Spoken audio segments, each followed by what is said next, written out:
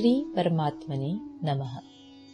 श्रीमद् भगवद गीता अथ प्रथमोऽध्यायः। धृतराष्ट्र बोले, हे संजय, धर्मभूमि कुरुक्षेत्र में एकत्रित युद्ध की इच्छा वाले मेरे और पांडु के पुत्रों ने क्या किया?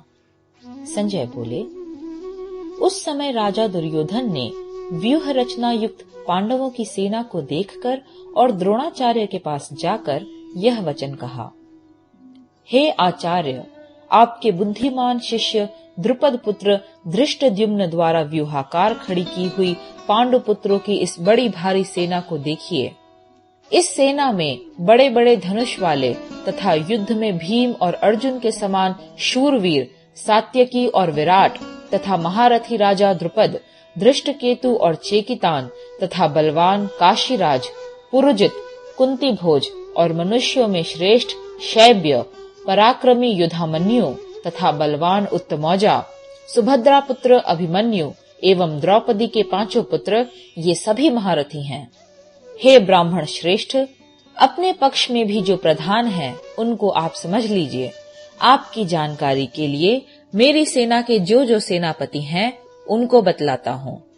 आप द्रोणाचार्य और पितामह भीष्म तथा कर्ण और संग्राम विजयी कृपाचार्य तथा वैसे ही अश्वत्थामा, विकर्ण और सोमदत्त का पुत्र भूरिश्रवा और भी मेरे लिए जीवन की आशा त्याग देने वाले बहुत से शूरवीर, अनेक प्रकार के शस्त्रास्त्रों से सुसज्जित और सब के सब युद्ध में चतुर हैं। भीष्म पितामह द्वारा रक्षित हमारी वह सेना सब प्रकार से अजेय है और भीम द्वारा रक्षित इन लोगों की यह सेना जीतने में सुगम है। इसलिए सब मोर्चों पर अपनी अपनी जगह स्थित रहते हुए आप लोग सभी निस्संदेह भीष्म पितामह की ही सब ओर से रक्षा करें। कौरवों में वृद्ध बड़े प्रतापी पितामह भीष्म ने उस दुर्योधन के हृदय में हर्ष उत्पन्न करते हुए उच्च स्वर से सिंह की दहाड़ के समान गरज कर शंख बजाया। इसके पश्चात शंख और नगारे तथा ढोल, मृदंग और नरसिंघे आदि बाजे एक साथ ही बज उठे। उनका वह शब्द बड़ा भयंकर हुआ। इसके अनंतर सफेद घोड़ों से युक्त उत्तम रथ में बैठे हुए श्री कृष्ण महाराज और अर्जुन ने भी अलौकिक शंख बजाए। श्री कृष्ण महाराज ने पांचजन्य नामक, अर्जुन ने देवदत्त नामक और भयानक कर्म वाले भीमसेन ने पौंड्र नामक महाशंख बजाया। कुंती पुत्र राजा युधिष्ठिर ने अनंत विजय नामक और नकुल तथा सहदेव ने सुघोष और मणिपुष्पक नामक शंख बजाए। श्रेष्ठ धनुष वाले काशीराज और महारथी शिखंडी एवं धृष्टद्युम्न तथा राजा विराट और अजेय सात्यकी, राजा द्रुपद एवं द्रौपदी के पांचों पुत्र और बड़ी भुजा वाले सुभद्रा पुत्र अभिमन्यु, इन सभी ने, हे राजन, सब ओर से अलग अलग शंख बजाए और उस भयानक शब्द ने आकाश और पृथ्वी को भी गुंजाते हुए धार्तर राष्ट्रों के अर्थात आपके पक्ष वालों के हृदय विदीर्ण कर दिए। हे राजन, इसके बाद कपिध्वज अर्जुन ने मोर्चा बांधकर डटे हुए धृतराष्ट्र संबंधियों को देखकर उस शस्त्र चलने की तैयारी के समय धनुष उठाकर ऋषिकेश श्री कृष्ण महाराज से यह वचन कहा, हे अच्युत, मेरे रथ को दोनों सेनाओं के बीच में खड़ा कीजिए और जब तक कि मैं युद्ध क्षेत्र में डटे हुए युद्ध के अभिलाषी इन विपक्षी योद्धाओं को भली प्रकार देख न लूं कि इस युद्ध रूप व्यापार में मुझे किन किन के साथ युद्ध करना योग्य है, तब तक उसे खड़ा रखिए।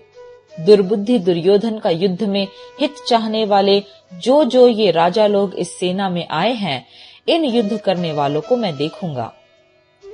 संजय बोले, हे धृतराष्ट्र, अर्जुन द्वारा इस प्रकार कहे हुए महाराज श्री कृष्णचंद्र ने दोनों सेनाओं के बीच में भीष्म और द्रोणाचार्य के सामने तथा संपूर्ण राजाओं के सामने उत्तम रथ को खड़ा करके इस प्रकार कहा कि हे पार्थ, युद्ध के लिए डटे हुए इन कौरवों को देख।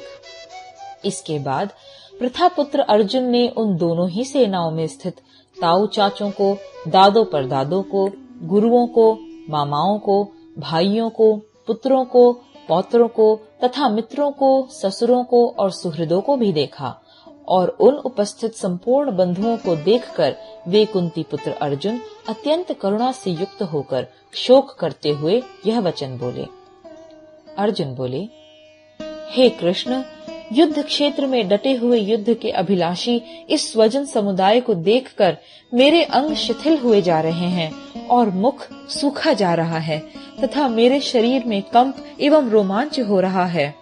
हाथ से गांडीव धनुष गिर रहा है और त्वचा भी बहुत जल रही है तथा मेरा मन भ्रमित सा हो रहा है, इसलिए मैं खड़ा रहने को भी समर्थ नहीं हूँ। हे केशव, मैं लक्षणों को भी विपरीत ही देख रहा हूँ तथा युद्ध में स्वजन समुदाय को मारकर कल्याण भी नहीं देखता।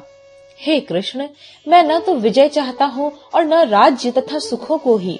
हे गोविंद, हमें ऐसे राज्य से क्या प्रयोजन है अथवा ऐसे भोगों से और जीवन से भी क्या लाभ है। हमें जिनके लिए राज्य, भोग और सुखादि अभिष्ट हैं, वे ही ये सब धन और जीवन की आशा को त्याग कर युद्ध में खड़े हैं। गुरुजन, ताऊ चाचे, लड़के और उसी प्रकार दादे, मामे, ससुर, पौत्र, साले तथा और भी संबंधी लोग हैं। हे मधुसूदन, मुझे मारने पर भी अथवा तीनों लोकों के राज्य के लिए भी मैं इन सबको मारना नहीं चाहता, फिर पृथ्वी के लिए तो कहना ही क्या है। हे जनार्दन, धृतराष्ट्र के पुत्रों को मारकर हमें क्या प्रसन्नता होगी। इन आतताइयों को मारकर तो हमें पाप ही लगेगा। अतएव हे माधव, अपने ही बांधव धृतराष्ट्र के पुत्रों को मारने के लिए हम योग्य नहीं हैं, क्योंकि अपने ही कुटुंब को मारकर हम कैसे सुखी होंगे।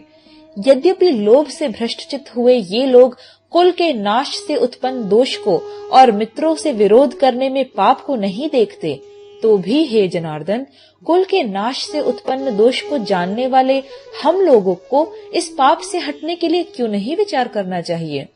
कुल के नाश से सनातन कुल धर्म नष्ट हो जाते हैं। धर्म के नष्ट हो जाने पर संपूर्ण कुल में पाप भी बहुत फैल जाता है।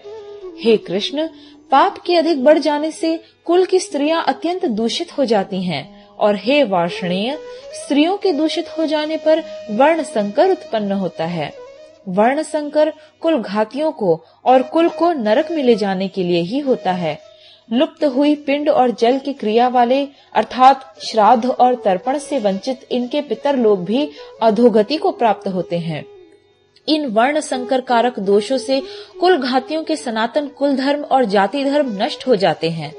हे जनार्दन, जिनका कुल धर्म नष्ट हो गया है, ऐसे मनुष्यों का अनिश्चित काल तक नरक में वास होता है, ऐसा हम सुनते आए हैं। हाँ शोक, हम लोग बुद्धिमान होकर भी महान पाप करने को तैयार हो गए हैं, जो राज्य और सुख के लोभ से स्वजनों को मारने के लिए उद्यत हो गए हैं। यदि मुझ शस्त्र रहित एवं सामना न करने वाले को शस्त्र हाथ में लिए हुए धृतराष्ट्र के पुत्र रण में मार डालें, तो वह मरना भी मेरे लिए अधिक कल्याणकारक होगा। संजय बोले, रणभूमि में शोक से उद्विग्न मन वाले अर्जुन इस प्रकार कहकर बाण सहित धनुष को त्याग कर रथ के पिछले भाग में बैठ गए। प्रथमोध्याय समाप्त।